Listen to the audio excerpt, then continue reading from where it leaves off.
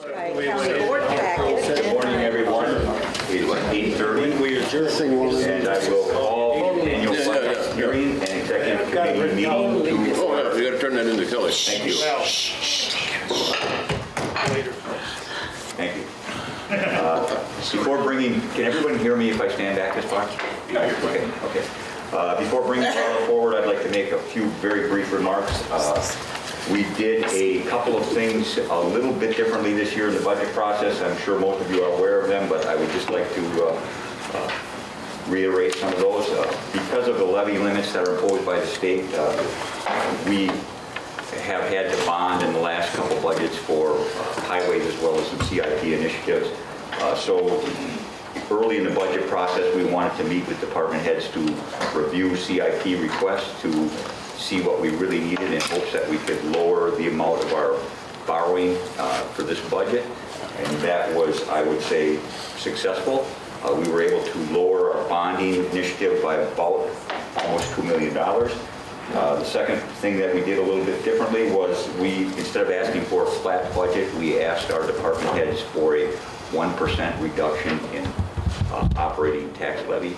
And that was also, from my perspective, a good exercise and fairly successful. A lot of departments came in a lot better than 1%.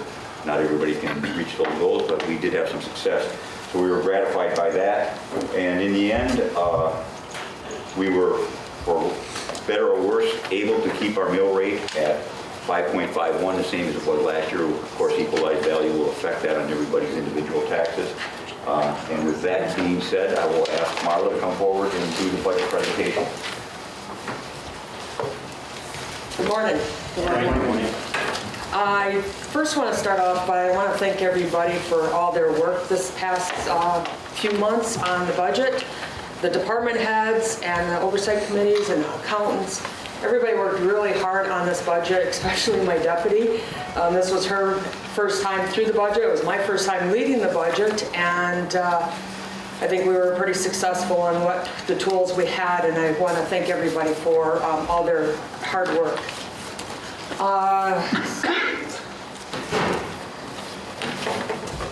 Hopefully everybody can read that. I don't know why that picture's flashing, but it is. So as Chairman Mahan said, we had some familiar challenges as we haven't had in the past. The operating tax freeze that was started in 2008 is still imposed upon us, so we could only increase our levy by the net new construction, and as well as we had a 1.623% increase on that, but at the same time we also had to reduce it by a personal property tax. So we only had a net of $42,000 on that for the net new construction, but we also maximized the levy, which gave us another $106,000. State funding, as most of you know, it's flat, declining, and we don't always have their budget at the right time to see exactly, sometimes it's a guessing game of what they're going to do. And as Chairman Mahan said, the departments were asked to come up with a 1% tax levy reduction. And for the most part, that was some departments could do it, some departments couldn't. Like mine, I had doubled my staff size. There was no way I could do that. So it was budget neutral on a lot of that. The other thing that we looked at was our health fund reserves. In the past, when I first started here 5 years ago, we had about almost 11 months worth of reserves in the health fund. Now we're down to just a little over 4 months. And so we had to make the hard decision that we had to keep the health fund up at a 7.5% to help build up those reserves. And that's one thing that we're going to take a hard look at this coming year to see what we need to do on that to keep a good comfort cushion in the reserve.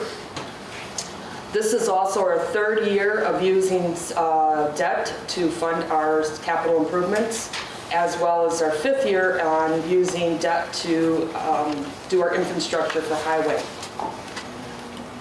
We ended 2017 with a $2.9 million to the good, over and above what we thought we were going to do. I said 2017, I hope. So 2017 with $2.9 million, which that actually helped us balance the 2019 budget because we had to take a little bit more out of the undesignated to balance that budget. So because we ended 2017 in a really good spot, that helped. The other thing is we always try to do is maintain a 15% working capital. And we came up with came to a 14.95, which everybody seemed to be okay with that percentage. Get rid of that flashing light there. So I'm going to go through the revenues by sources and where we increased and maybe it looks like we have one decrease. So our property tax increased by $1 million and the operating levy part of that was only $150,000. And the biggest increase on that was $844,000 with our debt service. Also, the library tax levy went up by $86,000. On the sales tax, I decreased that by $200,000 just by looking at the trend of what's happened in the past as well as where we're coming in on 2018.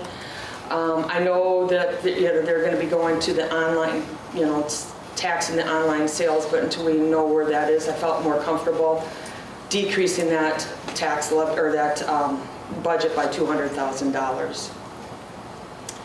Intergovernmental increased by $1.5 million, and the majority of that was in human services at $936,000, and the highway budget increased by $273,000. Public charges increased by $380,000, and the big change in that was the human services of $105,600. Edgewater nursing homes also increasing. Part of that is because the traumatic brain injury unit is moving from Norwood to Edgewater. So Edgewater increased, Norwood's decreased. Intergovernmental charges increased by $760,000, and the majority of that was in the health benefits for the self-funded health fund. Regulatory, which was fees and permits, that increased by $22,000, not a great big increase there.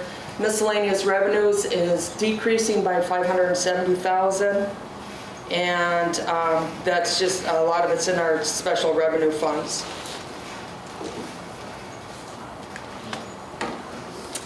So the expenses I'm going to show you by two different ways, one by function and one by type, and this first one's on the function. So our general government increased by $2.5 million, and the majority of that was wages and benefits, and health insurance for one. Public safety, that increased by $965,000, and a lot of that was due to the sheriff's department. They're now contracting in more with Adams County for inmates. They're also having a mental health contract come in. Public or Health and Human Services, an increase of $2.6 million, and once again, that part of that is Edgewater Nursing Home bringing in the TBI unit, but at the same time, Norwood is being reduced. Plus, there was an increase in mental health and economic support. Public Works, there is an increase with a aid to bridges and bituminous, so with the road construction. Culture, recreation, and education, there's parks and forestries, capital projects was increasing, so that was a good chunk of that. Conservation and development, we had an increase in land conservation because they have two new functions or two new missions, 14 Mile and Mill Creek, I believe they are. And then private sewage also increased as well. Debt service increased because once again we went out for bonding for our health or our capital improvements and our debt or highway. And then capital outlay actually decreased because I believe the highway had $2.5 million last year. Yes. Debt service decreased or increased? Capital projects or outlay decreased by $200,000 from last year. Some debt services. Oh, it says on your debt. Oh, debt service decreased. I'm sorry. Yeah. Yes, it decreased. The reason why debt service decreased is because last year we took out some bonding to refund $1.75 million that we had in state trust fund loans. So we paid that off, and so that's why it decreased this past year. Yeah, I'm sorry, you just said increase, and I thought. I meant, you're right, I'm sorry, I apologize. You're fine. And then capital outlay Not better than me. decreased by $200,000. And so now the expenses by type. So wages and fringes went up, increased by $3.3 million.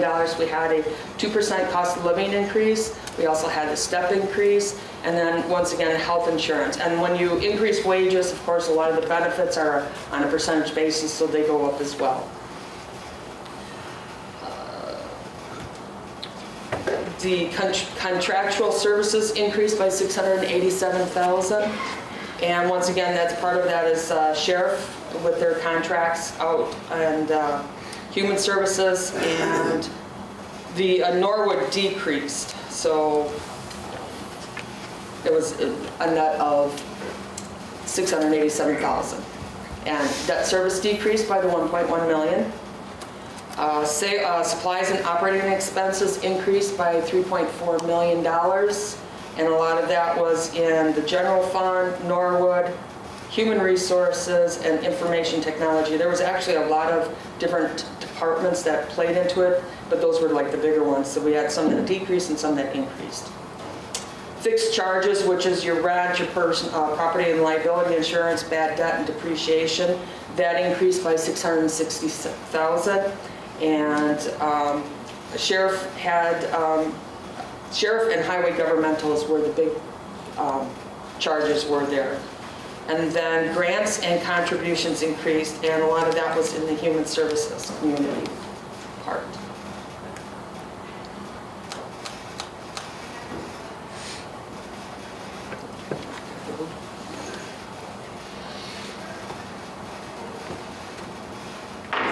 So just an overview of, for the last 10 years of where wages and fringes have gone. In 2010, we had $43 million that were in wages, and then it slowly declined, and then Act 10 came about. At that time, it was at $38 million. Now we're up to $46 million, but overall in the last 10 years, we've only really increased $2.7 million. Let's see if this will work.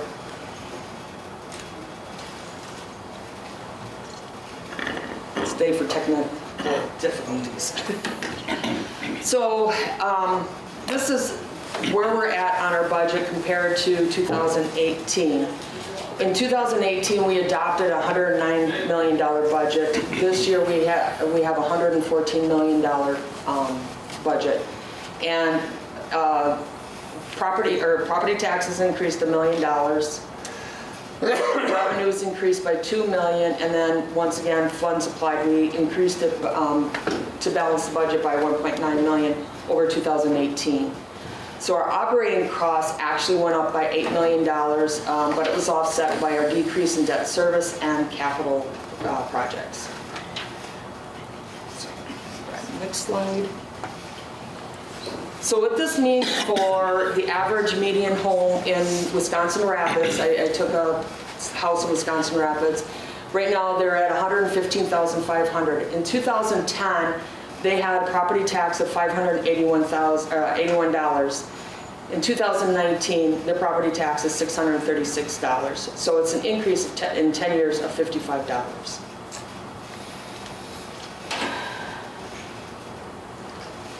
So what does that hold for the future? I think we have, I'm almost done. We started a couple, like I said, 5 years ago, relying on debt to do our infrastructure. Are we going to have to continue? If things continue the way they are, yes, I think that's one of the things we'll have to do.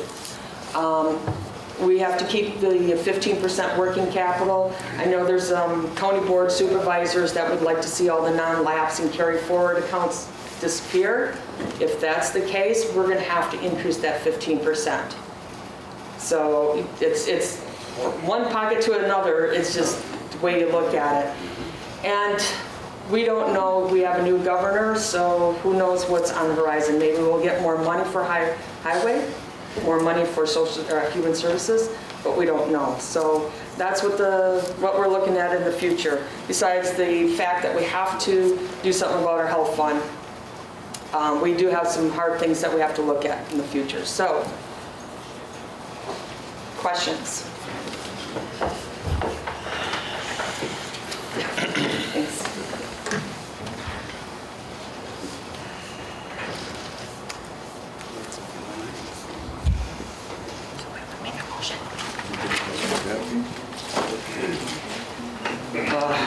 I was going to open the floor up for public comment and questions, but apparently there are none. I'll ask again, are there any comments or questions concerning the 2019 budget?